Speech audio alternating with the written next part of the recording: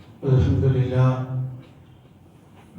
لله رب العالمين نحمده ونستعينه ونستغفره ونؤمن به ونتوكل عليه ونعوذ بالله تعالى من شرور أنفسنا ومن سيئات أعمالنا من يهده الله فلا مضل له ومن يضلل فلا هادي له ونشهد أن لا إله إلا الله وحده لا شريك له ونشهد أن محمدا عبده ورسوله أرسله بالهدى ودين الحق ليظهره على الدين كله ولو كره المشركون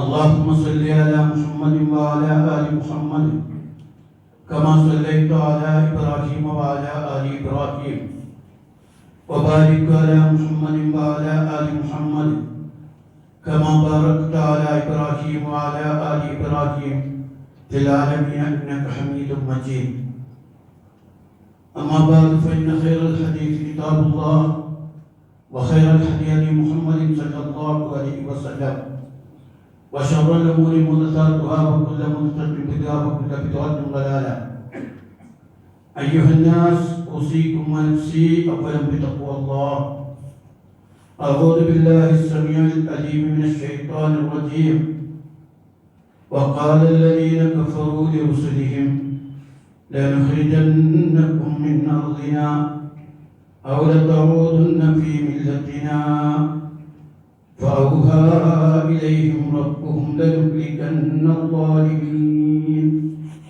صدق الله رب اشرح لي صدري ويسر لي أمري واحلل عقدة من لساني يفقهوا قولي ആദരണീയരായ സഹോദരന്മാരെ സഹോദരികളെ, അല്ലാഹു സുബ്ഹാനഹു വ തആല നമ്മളെല്ലാവരെയും അനുഗ്രഹിക്കുമാറാകട്ടെ. നമ്മുടെ രാജ്യം 79ാമത് സ്വാതന്ത്ര്യദിനം ആഘോഷിക്കുകയാണ്. ലോകത്തിലെ വലിയ ജനാധിപത്യ രാജ്യങ്ങളിലൊന്നാണ് ഇന്ത്യ രാജ്യം.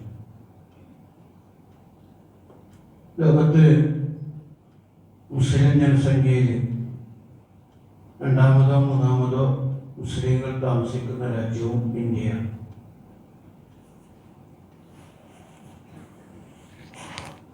ഈ സ്വാതന്ത്ര്യ ദിനത്തിലെ മുസ്ലിമീങ്ങൾ വിശ്വാസികൾ എന്ന നിലക്ക് ചില കാര്യങ്ങൾ നമ്മൾ ആലോചിക്കേണ്ടതുണ്ട്, അറിയേണ്ടതുണ്ട്. നമ്മുടെ മനസ്സിൽ വരേണ്ട ചില സ്വാതന്ത്ര്യദിന ചിന്തകളുണ്ട്. ഇസ്ലാം മനുഷ്യരോട് വളരെ സ്വതന്ത്രരായി ജീവിക്കാൻ, ജനങ്ങളെ അടിമകളാക്കരുതെന്ന് കൽപ്പിക്കുകയും ചെയ്യുന്ന ദർശനമാണ്. മഹാനായ ഉമർ ഇബ്നു ഖത്താബ് റളിയല്ലാഹു അൻഹു അംർ ബിൻ അസ് റളിയല്ലാഹു അൻഹുവിന്റെ മകൻ ഒരു കോപ്റ്റിക് ക്രിസ്ത്യാനി പയ്യനെ അന്യായമായി അടിച്ചപ്പോൾ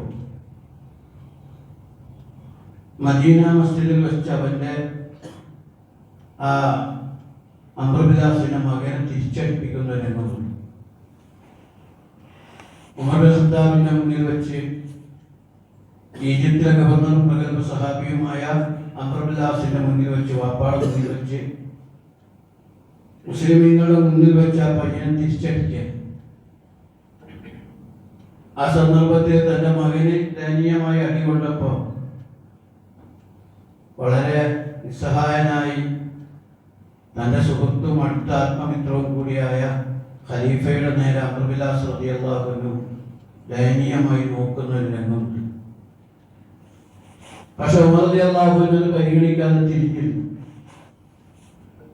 എല്ലാം കഴിഞ്ഞതിന് ശേഷം ഉമർ റളിയല്ലാഹു അൻഹു അംർ ബിൻ അസിനോട് ചോദിക്കുന്ന ഒരു ചോദ്യമുണ്ട്. മത്താ ഇസ്താബത്തുൻ നാസ് വഖദ് വലദതുഹും ഉമ്മഹാത്തുഹും അഹ്റാറ. ജനങ്ങളെ അടിമകളാക്കാൻ എന്നാണ് നിങ്ങൾക്ക് അനുവാദം കിട്ടിയത്? അവരുടെ ഉമ്മമാരൊക്കെ അവരെ സ്വതന്ത്രരായിട്ടാണ് പെറ്റത്. ഇസ്ലാമിന്റെ കാഴ്ചപ്പാടിൽ ജനങ്ങൾ മറ്റാളുകളാൽ അടിമകളാക്കപ്പെടുകയല്ല, സ്വതന്ത്രരായി ജീവിക്കണം എന്ന് തന്നെയാണ്. നമ്മുടെ രാജ്യം പോലെ ഒരുപാട് രാജ്യങ്ങൾ ലോകത്തിലെ കോളനി ശക്തികളുടെ കീഴിൽ ദീർഘകാലം അടിമത്തം കയറി ജീവിക്കേണ്ടി വന്നു. കച്ചവടാവശ്യാർത്ഥം വന്നവർ ഇവിടുത്തെ ഭരണാധികാരികളായി. രാജ്യത്തിന്റെ സമ്പത്തും വിഭവങ്ങളും അവർ ചൂഷണം ചെയ്തു. അങ്ങനെ ഇന്ത്യ പോലെ ഒട്ടേറെ രാജ്യങ്ങൾ അവർ കീഴ്പ്പെടുത്തി. ബ്രിട്ടൻ എന്ന് പറഞ്ഞാൽ വളരെ ചെറിയൊരു രാജ്യം, പക്ഷെ ലോകത്തിലെ ഒട്ടേറെ രാജ്യങ്ങളെ അവർ കീഴ്പ്പെടുത്തിയിരുന്നു. ഇവിടെ നിന്ന് അസംസ്കൃത വസ്തുക്കൾ കൊണ്ടുപോയി വളരെ വില കൂടിയ വിലക്ക് ഇവിടെ കൊടുന്ന് സാമ്പത്തികമായി, സാംസ്കാരികമായി, ധാർമ്മികമായി ചൂഷണം ചെയ്യുകയായിരുന്നു അവർ. അവർക്കെതിരെ സമരം നയിച്ചവരോട് നിഷ്ഠൂരമായ നിലപാടാണ് ബ്രിട്ടീഷുകാരും അവർക്ക് മുമ്പ് കടന്നു വന്ന പോർച്ചുഗീസുകാരും ഒക്കെ ചെയ്തത്. പോർച്ചുഗീസുകാരാണ് ആദ്യം കടന്നു വന്ന ആളുകൾ. നമുക്ക് ആ സ്വാതന്ത്ര്യ സമര ചരിത്രങ്ങൾ നമ്മൾ ഭാഗ്യമായിട്ടാണ് പഠിക്കുന്നതെങ്കിലും സൂക്ഷ്മമായി പഠിച്ചാൽ ലോകത്തിലെ വലിയൊരു രാജ്യത്തെ ഇവിടുന്ന് കെട്ടിക്കാൻ ഒരുപാട് പരിശ്രമങ്ങൾ നമ്മൾ നടത്തേണ്ടി വന്നു. ഈ വിഷയത്തില് ഈ രാജ്യത്തോട് സ്നേഹമുള്ള ഓരോ മനുഷ്യനും ആ വൈദേശിക ശക്തിയെ ഓടിക്കണം എന്നത് വിശ്വാസത്തിന്റെ ഭാഗമാണ്. യഥാർത്ഥത്തിൽ ബ്രിട്ടീഷുകാർക്കെതിരെ, പോർച്ചുഗീസുകാർക്കെതിരെ സമരം നടത്തി വൈദേശിക ശക്തികളെ ഇവിടെ നിന്ന് ഓടിക്കണം, അല്ലെങ്കിൽ അവരെ തുരത്തണം എന്ന കാഴ്ചപ്പാട് ഇന്ത്യയിലെ ജനതയ്ക്ക് നൽകിയത് യഥാർത്ഥത്തിൽ ഇസ്ലാമിക പണ്ഡിതന്മാർ. ഷാ വലിയുല്ലാഹി ദഹ്ലവിയുടെ മകൻ, അദ്ദേഹമാണ് ഇന്ത്യ ദാറുൽ ഹർബ് ആണ് എന്ന് ആദ്യമായി പ്രഖ്യാപിച്ചത്. ഇന്ത്യ ദാറുൽ ഹർബാണ്, അഥവാ ബ്രിട്ടീഷുകാരുമായി സമരം ചെയ്യേണ്ട സ്ഥലമാണെന്ന് പ്രഖ്യാപിച്ചു.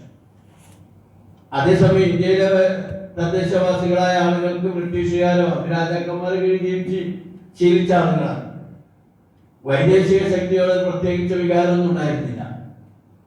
പക്ഷെ വൈദേശിക ശക്തികളെ ഇവിടെ നിന്ന് ഓടിക്കണം എന്ന വികാരം ഇസ്ലാമിന്റെ പണ്ഡിതന്മാരാണ് ഇന്ത്യയിലെ ജനങ്ങൾക്ക് വിതരണം ചെയ്യുന്നത്. ഇന്ത്യയുടെ സ്വാതന്ത്ര്യ സമര ചരിത്രം സൂക്ഷ്മമായി പഠിച്ചാൽ പുറമേക്കുന്നതില്ല. ഇതിന്റെ പിന്നിലൊക്കെയും കാര്യമായി പ്രവർത്തിച്ചത് മഹാന്മാരായ പണ്ഡിതന്മാരായിരുന്നു എന്നതാണ്. സാധാരണ നാമധാരി മുസ്ലിങ്ങളോ കാനേശുകാരന്മാരി മുസ്ലിങ്ങളോ അല്ലെങ്കിൽ മതവുമായി ഒരു ബന്ധവുമില്ലാത്ത പേരുമ മാത്രം രാഷ്ട്രീയക്കാരെ പോലെ ആയിരുന്നില്ല. അപ്പൊ നിങ്ങൾ അറിയുന്ന പേരുകളൊന്ന് പരിശോധിച്ച് നോക്കിയേ. അറിയുന്ന പേര് ഏറ്റവും പോർച്ചുഗീസുകാർക്കെതിരെ ഏറ്റവും ശക്തമായ സമരാഹ്വാനം നടത്തിയത് മഖ്ദൂം, സൈനുദ്ദീൻ മഖ്ദൂം ഒന്നാമനും രണ്ടാമനുമാണ്. ആദ്യമായി അവരാണ് പോർച്ചുഗീസുകാർക്കെതിരെ ആദ്യം ത്വഹ്ഫത്തുൽ മുജാഹിദീൻ എഴുതുന്നതും ബ്രിട്ടീഷ് പോർച്ചുഗീസുകാർക്കെതിരെ സമരം ചെയ്യൽ ഇസ്ലാമിക ബാധ്യതയാണെന്നും സ്ത്രീകൾ പോലും സമരത്തിൽ പങ്കാളികളാകണമെന്ന് പോലും സൈനുദ്ദീൻ മഖ്ദൂം അന്ന് എഴുതിയിരുന്നതാണ്. അതുകൊണ്ട് പോർച്ചുഗീസുകാരുടെ സമരമുഖം ഇവിടെയായിരുന്നു. ഈ കടപ്പുറത്തായിരുന്നു പോർച്ചുഗീസുകാർ ആയിരക്കണക്കിന് മുസ്ലിമീങ്ങളെ വെട്ടിനുറുക്കി കടലിലെറിഞ്ഞു. പിന്നീട് നമ്മൾ ഓരോ പണ്ഡിതന്മാരെടുത്തോളും അവരൊക്കെയും ഈ സമരമുഖത്തുണ്ടായിരുന്നു എന്നതാണ്. നമ്മള് ഇന്ത്യയിൽ കേരളത്തിൽ തന്നെയുള്ള പണ്ഡിതന്മാരും ലോകത്തെ ഇന്ത്യയിലെ വലിയ പണ്ഡിതന്മാരും മൗലാന മുഹമ്മദ് അലി ചൗക്കാർ, മൗലാന ഷൗക്കത്ത് അലി, സാമദാനി മുസ്ലിങ്ങളല്ല, മഹാന്മാരായ മൗലാന്മാരായ വലിയ പണ്ഡിതന്മാരായിരുന്നു. ചെറിയ പ്രായത്തിൽ തന്നെ ഡൽഹി ജുമാ മസ്ജിദിൽ ഖുതുബ നിർവഹിച്ചിരുന്നു മൗലാന മുഹമ്മദ് അലി. അദ്ദേഹം 30കളുടെ പ്രായങ്ങളിലാണ് ഇന്ത്യൻ നാഷണൽ കോൺഗ്രസിന്റെ പ്രസിഡന്റ് ആകുന്നത്. അന്ന് ഗാന്ധിജിയോട് മൗലാന പറയണം ഇരിക്കുക എന്ന് പറയണം. ഗാന്ധിജിയോട് ഇരിക്കുക എന്ന് പറഞ്ഞാലാണ് ഗാന്ധിജി പോലും ഇരിക്കുക. ആ 30കളുടെ പ്രായത്തിലുള്ള ആളാണ് വട്ടമേശ സമ്മേളനത്തിന് പോയത് 1930കളിൽ. ആ വട്ടമേശ സമ്മേളനത്തിൽ ആ ചെറുപ്പക്കാരൻ ബ്രിട്ടീഷുകാരെ മുന്നിൽ ഗർജിക്കുകയാണ് ചെയ്തത്. നിങ്ങൾ സ്വാതന്ത്ര്യം തന്നാതെ ഞാൻ ഇവിടെ നിന്ന് പോകുന്ന പ്രശ്നമില്ല എന്ന് പറഞ്ഞു. അങ്ങനെ സ്വാതന്ത്ര്യം കിട്ടാത്ത മണ്ണിൽ എന്റെ മയ്യത്ത് മറവ് ചെയ്യേണ്ടെന്ന് പറഞ്ഞു. പക്ഷേ ചെറുപ്രായത്തിൽ തന്നെ മൗലാന മുഹമ്മദ് അലി ജൗഹർ മരണപ്പെട്ടു. ഇന്ത്യയിൽ എന്റെ സ്വാതന്ത്ര്യം കിട്ടാത്ത എന്റെ ഇന്ത്യയിൽ എൻ്റെ മയ്യത്ത് മറവ് ചെയ്യേണ്ട എന്ന് പറഞ്ഞതിന്റെ പേരിൽ മൗലാന മുഹമ്മദ് അലി ജൗഹറിന്റെ മയ്യത്ത് മസ്ജിദുൽ അഖ്സയിലാണ് മറവ് ചെയ്തത്. മസ്ജിദുൽ അഖ്സയിലേക്ക് കടക്കുമ്പോൾ നമുക്ക് അതിപ്പോഴും കാണാൻ കഴിയും. വളരെ ആവേശകരമായ ഒരു സംഗതിയാണ്. മൗലാന ഷൗക്കത്ത് അലിയും അതുപോലെ തന്നെ സഹോദരൻ വലിയ പണ്ഡിതനായിരുന്നു. അതിനേക്കാളൊക്കെ ഏറെ ശ്രദ്ധിക്കേണ്ടത് അവരുടെ ഉമ്മ ബി ഉമ്മ, ആ ബി ഉമ്മയും അബാദി ബാനു ബീഗം എന്ന് പറയുന്ന ബി ഉമ്മ, അവര് രാഷ്ട്രീയവാദി അഭിസംബോധന ചെയ്ത ഇന്ത്യയിലെ ആദ്യത്തെ വനിതയാണ്. മുഹമ്മദ് അലി ജൗഹറിന്റെ ഭാര്യയും മൗലാന മുഹമ്മദ് അലിയുടെ ഭാര്യ ബി ഉമ്മയുടെ മരുമകളുമായ അംജദി ബീഗം അതുപോലെ വലിയൊരു മുസ്ലിം വനിതാ നേതാവായിരുന്നു. ഗാന്ധിജി അവരെ ഒരുപാട് മഹത്വപ്പെടുത്തുന്നതും വർണ്ണിക്കുന്നതും കാണാൻ കഴിയും. ഇത് ഒരു മൗലാന മുഹമ്മദ് കേരളത്തിലെ തന്നെ എടുത്തോളി മഹാനായ ഉമർ ഖാലി പണ്ഡിതനായിരുന്നു. ആ ഭാര്യ കുന്നത്ത് കുഞ്ഞു മുഹമ്മദ് അലി പണ്ഡിതനായിരുന്നു. ആലി മുസ്ലിയാർ ഇരു ഹറമുകളിൽ ഇരുന്ന് പഠിച്ച പണ്ഡിതനായിരുന്നു.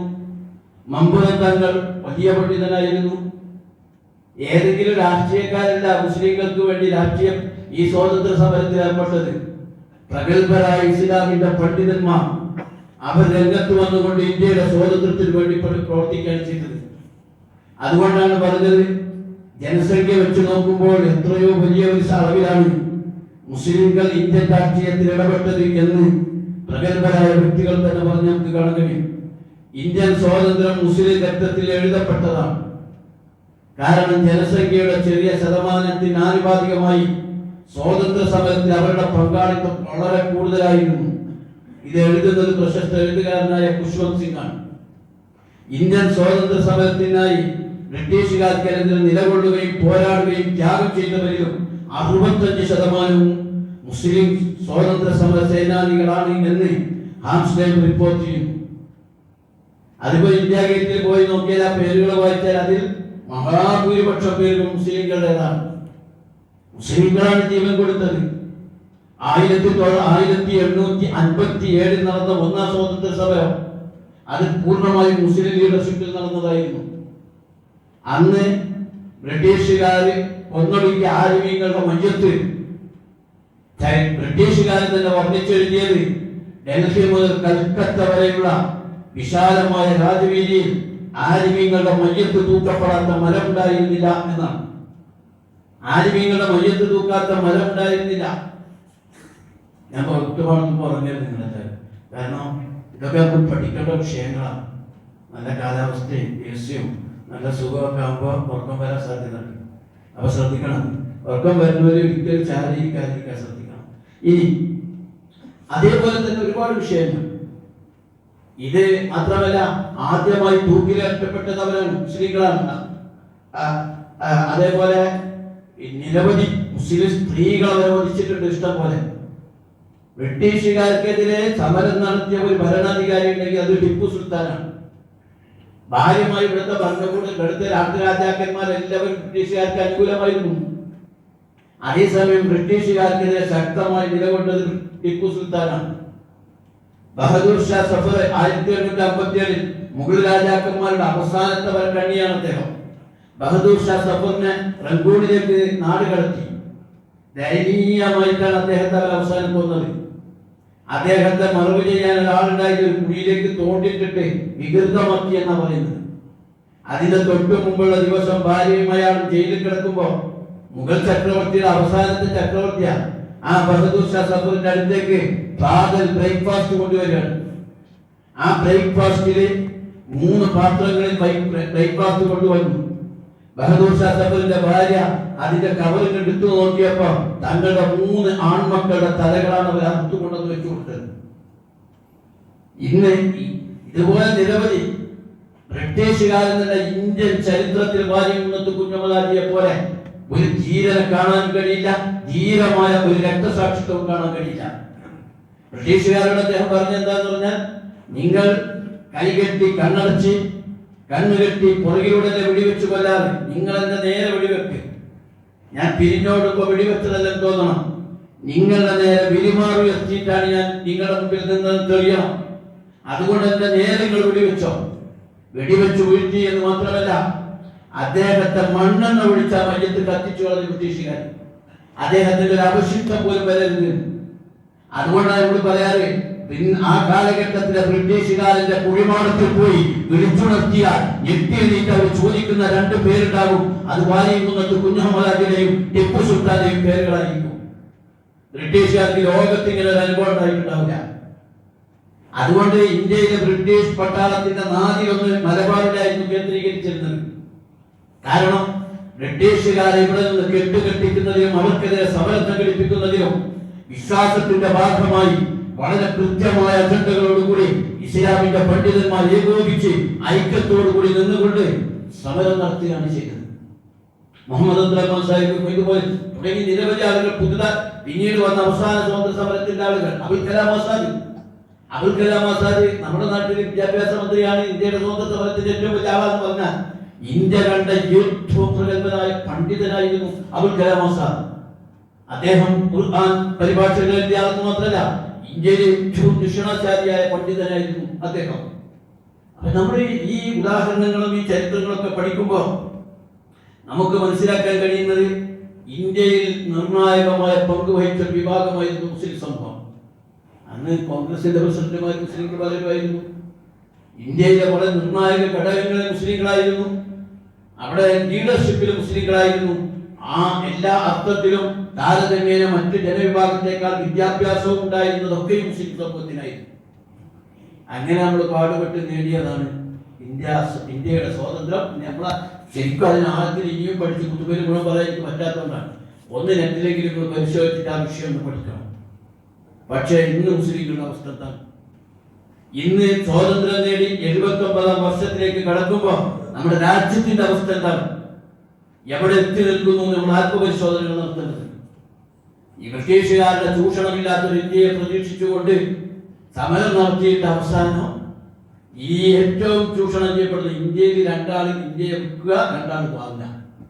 4 ഗുജറാത്തികളുടെ കയ്യിലാണ് ഇന്ത്യയുടെ സകല സമ്പത്തും വിറ്റുകൊണ്ടിരിക്കുകയാണ്.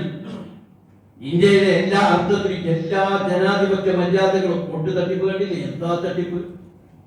എന്തെല്ലാം ഈ നടത്തിക്കൊണ്ടിരിക്കുന്നു. ലക്ഷക്കണക്കിന് ആസാമിലെ മുസ്ലിമീങ്ങളെ പൗരത്വം പോലും നിഷേധിച്ചുകൊണ്ടിരിക്കുകയാണ്. വോട്ടവകാശം ഇല്ലാതാക്കി ബുൾഡോസർ രാജ്യങ്ങൾ നടപ്പാക്കിക്കൊണ്ടിരിക്കുന്നു.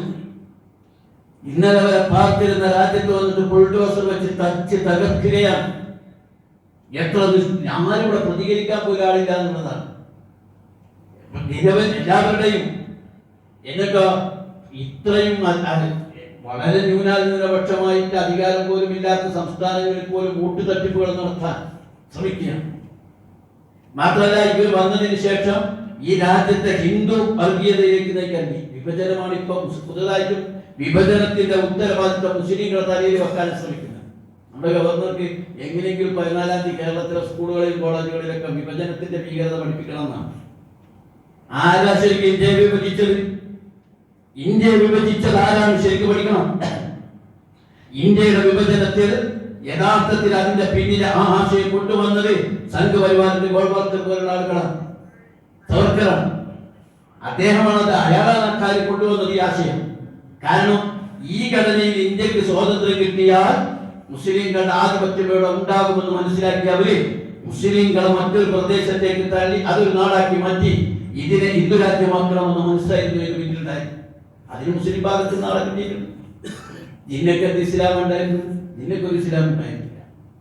ജിന്ന മദ്യപിക്കുകയും പ്രതിമാംസം കഴിക്കുകയും മുസ്ലിം വിവാഹം കഴിക്കുകയും ചെയ്ത പേര് ഉള്ള ആളായിരുന്നു. ആ ജിന്നയെ കൂട്ടുപിടിച്ച് ജിന്നയുടെ കൂടെ കുറെ ആളുകളിൽ കൂട്ടി പാകിസ്ഥാൻ രൂപീകരിച്ച് അവിടേക്ക് വിടുകയും ഇവിടെ തങ്ങളുടെ രാജ്യമാക്കി മാറ്റിയെടുക്കുകയും ചെയ്യുന്ന ഗൂഢാലോചനകൾ നടത്തപ്പെട്ടു. അതേസമയം ഇന്ത്യയിലെ മഹാന്മാരായ പണ്ഡിതന്മാരും നേതാക്കന്മാരും ഇന്ത്യയിൽ തന്നെ ഉറച്ചു നിന്നു. ഞങ്ങൾക്ക് സ്വന്തം രാജ്യം തന്നാലും കൂടില്ല, ഇവിടെ നിന്നവരാ. ആലോയ അടുത്ത് ഒരു പ്രഗത്ഭനായ വ്യക്തി പറഞ്ഞു, ക്രിസ്ത്യാനികൾക്ക് ബ്രിട്ടനിൽ സൗകര്യം ഒരുക്കാമെന്ന് പറഞ്ഞാൽ ഹിന്ദുക്കൾക്ക് നേപ്പാളിലെ വേറെ എവിടെയെങ്കിലും ഒരുക്കാമെന്ന് പറഞ്ഞാൽ ഒക്കെ കൂടി പോകുമായിരുന്നു. പക്ഷേ തങ്ങൾക്ക് ഒരു വലിയ വിശാലമായ അപ്പുറം ബംഗ്ലാദേശ് അടക്കമുള്ള വലിയ പാകിസ്ഥാൻ കിട്ടിയിട്ട് ഞങ്ങൾ ഈ നാട് വിട്ടു പോകില്ല, ഈ നാട് ഞങ്ങൾ ഉണ്ടാക്കി ഞങ്ങളുടെ നാടാണെന്ന് പറഞ്ഞ് ഇവിടെ നിന്നവരാണ് ഇന്ത്യയിലെ മുസ്ലിങ്ങൾ. പക്ഷേ ഇപ്പൊ ചരിത്രം തിരുത്താൻ ശ്രമിക്കാൻ മുസ്ലിങ്ങളാണ് ഈ വിഭജനം ഉണ്ടാക്കിയത് എന്നതാണ്. ഇവരുണ്ടാക്കിയ ഇവരുടെ സ്വാർത്ഥ താല്പര്യത്തിന്റെ പേരിൽ എത്ര ഭീകരമായിരുന്നു വിഭജനത്തിന്റെ നാളുകൾ. കൂട്ടക്കൊലകൾ അവിടെയും ഇവിടെയും നടന്നില്ലേ? ഇന്ത്യയിലെ മോദി സാഹിബ് അടക്കമുള്ള പണ്ഡിതന്മാർ വിഭജനത്തെ ശക്തമായി എതിർത്തു. ഇന്ത്യയിലെ മതസംഘടനകളുടെ നേതാക്കന്മാർ ശക്തമായി വിഭജനത്തെ എതിർത്തു. പക്ഷെ ആ വിഭജനത്തിൽ ഇവിടെ നിന്ന് അങ്ങോട്ട് പോകുന്ന ട്രെയിനുകളിൽ ശവശരീരങ്ങൾ, ആളുകളെ കൂട്ടക്കൊല ചെയ്ത ശവശരീരങ്ങൾ ആ ട്രെയിനിലാണ് വിടുക. എന്നിട്ട് അതിൽ എഴുതി വെക്കുന്നു, ഞങ്ങളോട് കളിച്ചാൽ ഞങ്ങൾ ഇങ്ങനെ പാഠം പഠിപ്പിക്കും. അവിടെ നിന്ന് ഇങ്ങോട്ട് വന്ന ട്രെയിനിൽ എങ്ങനെ കൊല്ലണമെന്ന് ഞങ്ങൾ ഇപ്പോൾ പഠിച്ചു. ഇതാ കൂട്ടക്കൊല. അവിടുന്ന് കൊന്നിട്ട് ആളുകളില്ല. വിഭജനത്തിന്റെ നാളുകളിൽ ലക്ഷക്കണക്കിന് ആളുകൾ കൂട്ടക്കൊല ചെയ്യപ്പെട്ടു. ആർക്കു വേണ്ടിയായിരുന്നു ഇതൊക്കെ? ഈ രാജ്യം അതുവരെ ഒരു സെക്കൻഡ് പോലും ചിന്തിക്കാത്ത കാര്യങ്ങൾ ഒന്നിച്ചു നിന്ന് ബ്രിട്ടീഷുകാർക്കെതിരെ സമരം ചെയ്തിട്ട് ഈ രാജ്യത്തെ രണ്ടായി മുറിച്ചു. ആരാ മുറിച്ചെടുത്തത്? ബ്രിട്ടീഷുകാരെ പിന്തുണയില്ല. ബ്രിട്ടീഷുകാർക്ക് അവർ പോയ എല്ലാ രാജ്യങ്ങളും ഇതുപോലെ വെട്ടി മുറിച്ച് കഷ്ണങ്ങളാക്കിയിട്ടാണ് പോയത്. ഇന്ത്യ കാണാത്തവനാണ് ഇന്ത്യക്ക് അതിർത്തി വരച്ചത്. ഇന്ത്യ കാണാത്തവൻ വെച്ചാണ്. ഇന്ത്യയിൽ വരാത്തവരാ ഇന്ത്യക്ക് അതിർത്തി വരച്ചത്. അവസാനം പാകിസ്ഥാൻ കൊടുത്തു നോക്കുമ്പോൾ അവസ്ഥ നിങ്ങൾക്കറിയില്ലേ? ഇവിടെ പടിഞ്ഞാറ് ഭാഗത്തൊരു ഭാഗം, മറ്റേ ഭാഗം അതിന്റെ ഇടയിൽ ഇന്ത്യ, അതിന്റെ അപ്പുറത്ത് ഒരു ഭാഗം. പണ്ട് ബംഗ്ലാദേശ് പാകിസ്ഥാന്റെ ഭാഗമില്ലേ? രാജ്യത്തിന്റെ ഒരു ഭാഗം കിടക്കുന്നത് ഇന്ത്യയുടെ അപ്പുറത്താണ്. ഇങ്ങനെ വികൃതമായ രൂപത്തിൽ, ഈ രൂപത്തിലാണ് ബ്രിട്ടീഷുകാർ വരച്ചു കൊടുത്ത അതിർത്തിയിലാണ് വരച്ചത്. ഞാൻ പറഞ്ഞു വരുന്നത്, സംഘപരിവാർ വളരെ ശക്തമായ ആസൂത്രിതമായ ചില കാര്യങ്ങൾ നടത്തിക്കൊണ്ടിരിക്കുന്ന നമ്മൾ തിരിച്ചറിയാതെ പോകും. ഇവിടെ വഖഫ് ബില്ല് വന്നു, അതേപോലെ തന്നെ മുത്തലാഖിന്റെ വന്നു, പുതിയ പുതിയ നിയമങ്ങൾ, ഏക സിവിൽ കോഡിന് വേണ്ട നീക്കങ്ങൾ വരുന്നു. വളരെ കൃത്യമായി സംഘപരിവാർ പറഞ്ഞുകൊണ്ടിരിക്കുന്നത് മുസ്ലിങ്ങൾ അന്യരാണ്, പുറത്തു പോകേണ്ടവരാണ്, ഇത് ഹിന്ദു രാഷ്ട്രമാണ് എന്നുള്ള വാദഗതിയാണ് ഉന്നയിച്ചുകൊണ്ടിരിക്കുന്നത്. അതേസമയം ഇന്ത്യക്ക് സ്വാതന്ത്ര്യം നേടപ്പെടും, ഇന്ത്യ രൂപപ്പെടുത്തപ്പെടും, ഇന്ത്യ ഒരു മതേതര രാജ്യമാണെന്ന് ശക്തമായി പറഞ്ഞ ആളുകളാണ്. ആ ഗാന്ധിജിയെ പോലും അവർ കൊന്നു എന്നുള്ളതാണ് ചരിത്രം. ആ ഗാന്ധിജിയെ പോലും കൊന്നു. എന്നിട്ടോ ആ ഗാന്ധിജിയെ കൂടെ ബ്രിട്ടീഷുകാർക്ക് സേവ ചെയ്ത, ബ്രിട്ടീഷുകാരെ ചൂണക്കിയ ആളുകളുടെ ഫലങ്ങളാണ് വിളിച്ചുകൊണ്ടിരിക്കുന്നത്. അവരാണ് ഇപ്പൊ വലിയ ചരിത്രപുരുഷന്മാരായി അവതരിപ്പിച്ചുകൊണ്ടിരിക്കുന്നത്. നിങ്ങൾക്കറിയോ, CBSE പുസ്തകങ്ങളിലും നമ്മുടെ സെൻട്രൽ പുസ്തകങ്ങളിലും അതേപോലെ പാഠപുസ്തകങ്ങളിലൊക്കെ മുഴുവനായും ഹൈന്ദവവൽക്കരിക്കപ്പെട്ടിരിക്കുകയാണ്. ഈ സംഘപരിവാർവൽക്കരണം നടത്തിക്കൊണ്ടിരിക്കുകയാണ്. ഞാൻ ഈ അടുത്ത് ഇപ്പൊ ഒരു പാഠപുസ്തകത്തിലെ ഇന്ത്യയിലെ സ്വാതന്ത്ര്യ സമര സേനാനികൾ എന്ന ഒരു ഹെഡിങ് ഇന്ത്യയിലെ ഒരു പ്രധാനപ്പെട്ട സിലബസിലെ പാഠപുസ്തകത്തിൽ നോക്കുമ്പോൾ ഒരൊറ്റ മുസ്ലിമിന്റെ പേരെ കൊടുത്തിട്ടില്ല, ഒരാളുടെ പേര് കൊടുത്തിട്ടില്ല. നമ്മളൊന്നും കേട്ടിട്ടില്ലാത്ത കുറെ ആൾക്കാരുടെ പേരാണ് ഇന്ത്യയിലെ പ്രധാന സ്വാതന്ത്ര്യ സമര സേനാനികളായിട്ട് നമ്മുടെ കുട്ടികളെ പഠിപ്പിക്കുന്നത്. എന്നാ പഠിപ്പിച്ചുകൊണ്ടിരിക്കുന്നത്? ഇന്ത്യയിലെ മുസ്ലിങ്ങൾ ഈ രാജ്യത്തിന്റെ സ്വാതന്ത്ര്യത്തിന് അനുകൂലമായി നിന്നില്ലാന്ന് പഠിപ്പിക്കുക. ഈ രാജ്യത്ത് ഞങ്ങളാണ് ഉണ്ടാക്കിയെടുത്തതെന്ന്. ചരിത്രത്തിന്റെ സത്യം എന്താണ്? ബ്രിട്ടീഷുകാരുടെ കൂടെ കൂടി മുസ്ലിങ്ങളെയും ഈ രാജ്യത്തിനെയും ഒറ്റപ്പെടുത്തുകയായിരുന്നു യഥാർത്ഥത്തിൽ അവർ ചെയ്തത്. അതേസമയം അവർ ഈ ചരിത്രം, നമ്മുടെ ചരിത്രം മാറ്റി എഴുതിക്കൊണ്ടിരിക്കുകയാണ്, പഠിപ്പിച്ചുകൊണ്ടിരിക്കുകയാണ്, പാഠപുസ്തകങ്ങളിൽ വന്നുകൊണ്ടിരിക്കുകയാണ്. അത്തരം ഒരു ഘട്ടത്തിൽ വളരെ ഗൗരവത്തോടു കൂടിയാണ് നമ്മൾ ഒരുക്കം മുസ്ലിങ്ങളുടെ ഭാഗത്തു നിന്നല്ല ഇന്ത്യയുടെ ജനാധിപത്യം സംരക്ഷിക്കുന്നതിൽ നമ്മൾ കൂട്ടായി ശ്രമിക്കേണ്ടത്. ഞാൻ നോക്കി, സ്വാതന്ത്ര്യ സമര കാലത്ത് മതസംഘടനകൾ തമ്മിലുള്ള വഴക്കും വക്കാണോ വളരെ കുറവായില്ല. പണ്ഡിതന്മാർ ഒറ്റക്കെട്ടാണ്, എല്ലാവരും ഒന്നിച്ചാണ്. നമ്മളിപ്പോഴും ഇങ്ങനെ സംഘപരിവാർ ശക്തമായിട്ട് മുസ്ലിങ്ങൾക്കെതിരെ നീങ്ങുമ്പോഴും മതസംഘടനക്കാർ തമ്മിൽ വഴക്കടിച്ചുകൊണ്ടിരിക്കുകയാണ്. മുസ്ലിങ്ങൾക്ക് ഒരു കൂട്ടായ്മ കൂട്ടാനും രൂപപ്പെടുത്താനും തങ്ങളുടെ ആവശ്യം നേടിയെടുക്കാനും മുസ്ലിം സംഘത്തിന് കഴിയുന്നില്ല. ഒരു ലീഡർഷിപ്പിന് മുസ്ലിം സമൂഹത്തിന് പോയിരിക്കുന്നു. ഒരു കാലത്ത്, സ്വാതന്ത്ര്യ സമര കാലത്ത് നമ്മൾ പണ്ഡിതന്മാരുണ്ടായിരുന്നു, വിദ്യാഭ്യാസമുള്ളവരുണ്ടായിരുന്നു, സാക്ഷരതയിൽ മുസ്ലിങ്ങൾ മുന്നിലായിരുന്നു. പക്ഷേ അവരുടെ ആസൂത്രണത്തിന്റെ ഫലമായി എന്താ ഉണ്ടായെന്ന് ചോദിച്ചാൽ ഇന്ത്യയിൽ 79 വർഷം കൊണ്ട് ഒരു അധികൃത ജനവിഭാഗം രൂപപ്പെട്ടു വന്നിരിക്കുന്നു എന്നതാണ്. അന്ന് സേവനം ചെയ്തവരൊക്കെ തെരുവിലാക്കപ്പെട്ടിരിക്കുന്നു. രാജ്യത്തിന് വേണ്ടി എല്ലാം സമർപ്പിച്ച സ്വാതന്ത്ര്യ സമര സേനാനികളുടെ കുടുംബങ്ങൾ വടക്കേ ഇന്ത്യയിലെ തെരുവുകളിൽ അലയുകയാണ്. നമുക്കൊരിക്കൽ നിങ്ങളോട് സൂചിപ്പിച്ചില്ലേ, വതക്മിയാൻ എന്ന് പറയുന്ന ഒരു മനുഷ്യന്, രാജേന്ദ്ര പ്രസാദ് അദ്ദേഹത്തെ ഉയർത്തിക്കൊണ്ടു എന്ന് പറഞ്ഞാൽ ഗാന്ധിജിയെ രക്ഷിച്ചത് ഈ വതക്മിയാനാണെന്നാണ്. ഗാന്ധിജിക്ക് വിഷം കൊടുക്കാൻ നിർദ്ദേശിച്ചത് അദ്ദേഹം സ്വന്തം ജീവൻ ബലിയർപ്പിച്ച് ഗാന്ധിജിയെ രക്ഷപ്പെടുത്തി. പക്ഷെ ആ വതക്മിയാൻ സ്വാതന്ത്ര്യം കിട്ടിയ ഒരു വർഷം കഴിയുമ്പോഴേക്കും ബംഗാളിലെ തെരുവുകളിൽ പുഴുക്കളെ പോലെ ജീവിക്കുന്ന മനുഷ്യനായി മാറി. ഈ ഇന്ത്യയിലെ മേവാത്ത് ജില്ല വിഭജനത്തിന്റെ ചരിത്രം പറയുമ്പോൾ പലതും പറയാനുണ്ട്. ഇന്ത്യയിലെ മേവാത്ത് ജില്ല ഇന്ത്യയിലെ ഏറ്റവും ശക്തമായ ജില്ലയായിരുന്നു ഹരിയാനയിലെ. ആ മേവാത്ത് ജില്ല സമ്പന്നമായിരുന്നു, വിദ്യാസമ്പന്നമായിരുന്നു, ഏറ്റവും പ്രധാനപ്പെട്ട ജില്ലയായിരുന്നു. ദീർഘമായ വലിപ്പമുള്ള മനുഷ്യരും വളരെ വലിയ ബിസിനസ്സുകാരും വിദ്യാസമ്പന്നരുമായ ഒരു ജില്ലയായിരുന്നു. 80% മുസ്ലിങ്ങൾ ഉണ്ടായിരുന്നു മേവാത്ത് ജില്ല. വിഭജനം നടത്തുമ്പോൾ ഗാന്ധിജി നേരിട്ട് മേവാത്തിലേക്ക് പോയി. ഗാന്ധിജി നേരിട്ട് മേവാത്ത് ജില്ലക്കാരോട് പറഞ്ഞു, നിങ്ങൾ പോകരുത്, നിങ്ങൾ ഇന്ത്യയുടെ ശക്തിയാണ്, കരുത്താണ്, നിങ്ങൾ ഈ രാജ്യം വിട്ടു പോകരുത്, നിങ്ങൾക്ക് ഇവിടെ ജീവിക്കാം, നിങ്ങൾ പാകിസ്ഥാനിലേക്ക് പോകണ്ട, നിങ്ങൾക്ക് ഇവിടെ ആധിപത്യം കിട്ടും, നിങ്ങൾ ഇവിടുത്തെ പ്രഗത്ഭരാണ്, നിങ്ങളെപ്പോലുള്ള ആളുകൾ പോയാൽ നമ്മുടെ ഇന്ത്യ ശരിയാവില്ല എന്ന് പറഞ്ഞ് ഗാന്ധിജി നേരിട്ട് അവിടെ ചെന്ന് മേവാത്തിലെ ജില്ലക്കാരെ പാകിസ്ഥാനിലേക്ക് പോകുന്നത് തടഞ്ഞു നിർത്തുകയാണ് ചെയ്തത്. മേവാത്തുകാർ പോയില്ല. 80% മുസ്ലിങ്ങൾ മേവാത്തിൽ തന്നെ നിന്നു. പക്ഷേ ഇന്ന് നിങ്ങൾ കണക്കാക്കണം, ഇന്ത്യയിലെ ഏറ്റവും താഴെ ഏറ്റവും മതകൃതമായ ജില്ല ഏതാണെന്ന് ചോദിച്ചാൽ നിസ്സംശയം പറയാം, അത് മേവാത്ത് ജില്ലയാണ്. ഒരു സ്കൂൾ മര്യാദക്കില്ല, ഒരു ആശുപത്രി മര്യാദക്കില്ല, ഒരു റോഡ് പോലും അവിടെയില്ല. ആ ദീർഘകാലികരായ മനുഷ്യരൊക്കെ എല്ലാവരും പട്ടിണി കിടക്കുന്ന, ജീവിതത്തിന്റെ രണ്ടറ്റം മുട്ടിക്കാൻ പ്രയാസപ്പെടുന്ന മനുഷ്യർ ജീവിക്കുന്ന ജില്ലയായി അതിനെ പരിണമിച്ചിരിക്കുന്നു എന്നതാണ് സത്യം. എന്തൊരു വൈകൃത പണി നടത്തിക്കൊണ്ടിരിക്കുന്നു. ഈ രാജ്യത്തിന് വേണ്ടി എല്ലാം ചെയ്ത, സാമ്പത്തികമായി സേവനം ചെയ്ത, സാമ്പത്തിക സേവനം എന്നൊക്കെ പറഞ്ഞാൽ മറ്റാളുകൾക്ക് 1 കോടി രൂപ കൊടുത്ത മുസ്ലിങ്ങളുണ്ടായിരുന്നു. 1 കോടി രൂപ, 1 കോടി എന്ന് പറഞ്ഞാൽ ഇന്നത്തെ 1 കോടിയല്ല, ആ കാലഘട്ടത്തിലെ 1 കോടി രൂപ ഇന്നത്തെ ആയിരക്കണക്കിന് കോടി രൂപക്ക് വിലണ്ടാവും. ആ കോടി രൂപയാണ് അന്ന് കൊടുത്തത്. വന്നത് ഭാരത് മാതാ കീ ജയ് എന്നുള്ള വാക്ക് പോലും ഇപ്പോ നമുക്ക് പ്രയാസം പറയാൻ ചിലർ അത് ഞങ്ങളുടെ വാക്കായി പോയി. ഭാരത് മാതാ കീ ജയ് വരുന്നത് തന്നെ എങ്ങനെയെന്ന് വെച്ചാൽ, പിന്നെ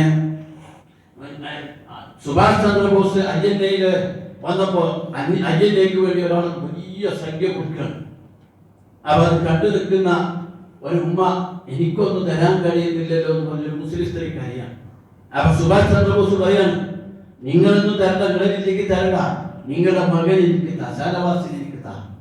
ഷാനവാസിന്റെ അജണ്ടയിൽ എന്റെ ഇന്ത്യൻ നാഷണൽ ആർമിയുടെ സംഘമാകട്ടെ. ഷാനവാസ് കൊടുത്തു, ജനറലായി മേജറായി. അങ്ങനെ ഒരിക്കൽ ഷാനവാസിനെ മുന്നിൽ നിർത്തിയിട്ട് സുഭാഷ് ചന്ദ്രബോസ് പറയാണ്, ഇദ്ദേഹത്തിന്റെ ഉമ്മയാണ് ഇന്ത്യയിലെ ഏറ്റവും കരുത്തുള്ള സ്ത്രീ, ഈ ഉമ്മയാണ് ഈ ഷാനവാസിനെ വളർത്തിയത്, ഇവരാണ് ഇന്ത്യയിലെ കരുത്ത് എന്ന് സുഭാഷ് ചന്ദ്രബോസ് പറഞ്ഞപ്പോ അപ്പോഴാണ് ഈ ഭാരത് മാതാ കീ ജയ് പറഞ്ഞു, ഭാരതത്തിന്റെ ഈ ഉമ്മ വിജയിക്കട്ടെ. ആ വാക്ക് പിന്നെ എന്തായി മാറി നിങ്ങൾ ആലോചിച്ചൊക്കെ. നിരപരാധികളായ മുസ്ലിങ്ങളെ കൊല്ലാൻ ആഹ്വാനം ചെയ്യുന്ന പദപ്രയോഗമാക്കി മാറ്റിവെച്ചു. ഈ ക്വിറ്റ് ഇന്ത്യ എന്നുള്ള വാക്ക് മുസ്ലിങ്ങളിൽ നിന്ന് വന്നതാണ്. ഇൻഖിലാബ് സിന്ദാബാദ് മുസ്ലിങ്ങളിൽ നിന്ന് വന്നതാണ്. അതൊക്കെ കൂടി പറയാൻ നേരത്താത്തോടാണ്. ഇതിന്റെ എല്ലാ സംഭാവനകളും മുസ്ലിങ്ങൾ നൽകിയതാണ്, സമ്പത്ത് നൽകിയതാണ്. ആ മുസ്ലിം സമൂഹത്തെ ഒരു പരിധി വിട്ടിട്ടും ഇനി സംഘപരിവാർ അതിന്റെ ഇടപെടലുകൾ നടത്തി കഴിഞ്ഞാൽ മറ്റൊരു സ്വാതന്ത്ര്യ സമരം അനിവാര്യമായിരിക്കുന്നു എന്ന് പറഞ്ഞിരിക്കുകയാണ്. ഇന്ത്യ വീണ്ടും സംഘപരിവാരത്തിലേക്ക് പോയിരിക്കുന്നു. ബ്രിട്ടീഷുകാരെക്കാൾ മോശമായ, ബ്രിട്ടീഷുകാർക്കുണ്ടായിരുന്ന ചില മൂല്യങ്ങൾ അതിമൂലം പാലിക്കാത്ത വളരെ മോശമായ നിലപാടാണ് സംഘപരിവാരത്തിന്റെ നിലപാടെങ്കിൽ തീർച്ചയായും ഒരു പുതിയ രാജ്യത്തെ ലോകത്തെ രൂപപ്പെടുത്തിയെടുക്കാൻ കഴിയാം. അല്ലാഹു തആല വിശ്വാസികളോട് പറയുന്നു, എന്നും ഈ പ്രതികരണങ്ങൾ ഉണ്ടാകും. അല്ലാഹു റസൂലിനെ മക്ക വിട്ടു പോണ്ടി വന്നില്ലേ? അമ്പിയാക്കന്മാരെ കുറിച്ച് വിശുദ്ധ ഖുർആൻ പറഞ്ഞപ്പോൾ പറഞ്ഞു, വഖാല الذين كفروا لرسلهم لنخرجنكم من أرضنا أو لتعودن في ملتنا فأوحى إليهم ربهم لنخرجن الظالمين. സത്യനിഷേധികൾ പറഞ്ഞു പ്രവാചകന്മാരോട്, ഒന്നുകിൽ ഞങ്ങളുടെ നാട്ടിൽ നിന്ന് നിങ്ങൾ പോകണം, അല്ലെങ്കിൽ ഞങ്ങളുടെ മതത്തിലേക്ക് തിരിച്ചു വരണം. പക്ഷേ അള്ളാഹു അവർക്ക് ബോധനം നൽകി, അക്രമികൾ അള്ളാഹു തആല നശിപ്പിക്കും. ഇവിടെ സംഘപരിവാറിൽ പറഞ്ഞുകൊണ്ടിരിക്കുന്നത് ഒന്നുകിൽ മുസ്ലിമീങ്ങളൊക്കെ പോകണം. കുട്ടിക്ക് ഈ നാടിൽ ജനിച്ചവരവര്, ഈ നാടിനെ വളർത്തിയവരാണവര്, ഈ നാടിന്റെ അസ്തിത്വമുള്ളവരാണവർ. യഥാർത്ഥത്തിൽ ഇത് പറയുന്ന സംഘപരിവാറിന്റെ ഭൂരിപക്ഷ വലിയൊരു വിഭാഗം ആദ്യന്മാരും ആര്യന്മാരാ. അവര് വന്നവരാ, ആര്യന്മാര് വന്നവരാ.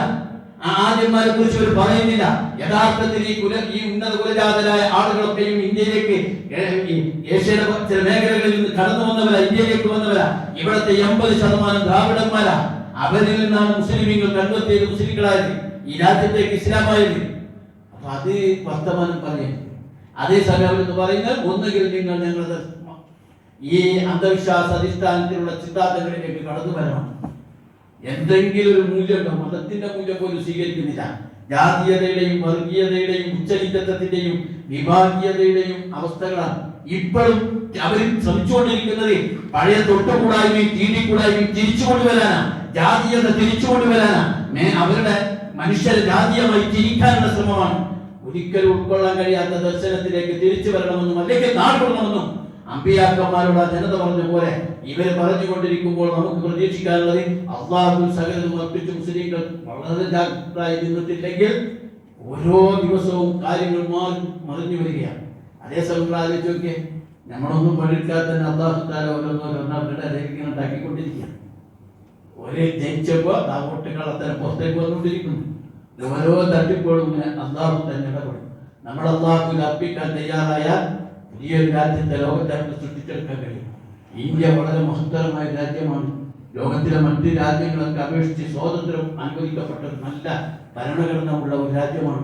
നമ്മുടെ മുസ്ലിം രാജ്യങ്ങളെക്കാൾ കൂടുതൽ ഇസ്ലാമിനെ പറയാനും ഇസ്ലാമിനെ ഉത്ബോധിപ്പിക്കാനും പ്രബോധനം ചെയ്യാനും കഴിയുന്ന വിധത്തിലുള്ള സ്വാതന്ത്ര്യമുള്ള രാജ്യമാണ് നമ്മുടെ രാജ്യം എന്ന് നമ്മൾ തിരിച്ചറിയണം. ഇനി കുറച്ച് മുമ്പ് ഗൾഫ് രാജ്യങ്ങളിൽ പോയിട്ട് അവിടെ ഒരു ക്ലാസ് എടുക്കാൻ നോക്കുമ്പോൾ അവിടെ പേടിയാണ്. ഒരു ഖുർആൻ ക്ലാസ് എടുക്കാൻ പോലും അവിടെ പറ്റൂല. അവിടെ ഒരു അവിടെ ഒന്നും നടത്താൻ പറ്റൂല. കാരണം അവിടുത്തെ രാജഭരണമാണ്, ഇസ്ലാമിക ഭരണമല്ല.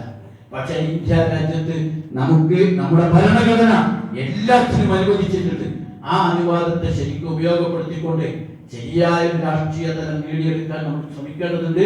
നമ്മൾ ഈ വിഷയങ്ങളെ കുറിച്ച് ശരിക്കും പഠിക്കേണ്ടതുണ്ട്. വേണ്ടി വന്നാൽ നല്ല ഒരു രാജ്യത്തെ സൃഷ്ടിച്ചെടുക്കുന്നതിൽ എല്ലാവരുടെ പങ്കും നിർവഹിക്കാൻ നമുക്ക് ബാധ്യതയുണ്ട്. നമ്മുടെ പൂർവികർ അവരുടെ ജീവൻ കൊടുത്തു, സമ്പത്ത് കൊടുത്തു, മാനം കൊടുത്തു കഷ്ടപ്പെടുത്തുണ്ടാക്കിയ ഈ സ്വാതന്ത്ര്യത്തെ നമ്മളുടെ രാഷ്ട്രീയ വാദം കൊണ്ടും അലംഭാവം കൊണ്ടും നഷ്ടപ്പെടുത്താൻ പാടില്ല. അതിനെ പരിരക്ഷിക്കേണ്ട ഉത്തരവാദിത്ത വിശ്വാസികൾ എന്ന നിലയ്ക്ക് നമുക്ക് അല്ലാഹു സുബ്ഹാനഹു വ തആല അതിനെ നാം തൗഫീഖ് നൽകി അനുഗ്രഹിക്കുമാറാകട്ടെ.